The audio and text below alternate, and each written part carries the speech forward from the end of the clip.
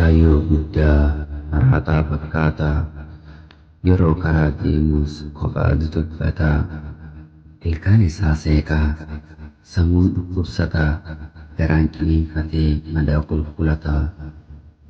miila isaan sorooroo keessaa isaatu hokkolaa qaamaan as taa'ee yaadaan gaara laalaa addunyaa xiinxalee hundumaa hubataa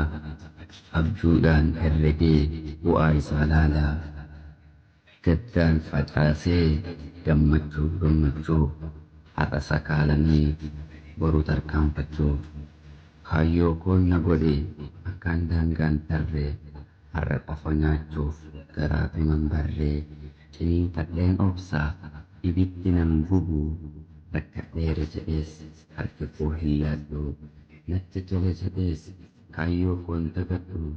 abjuu guyyaa keessaa mul'ata isa boruu tarkaanfachuudhaaf amma maaliif karaarraa gurru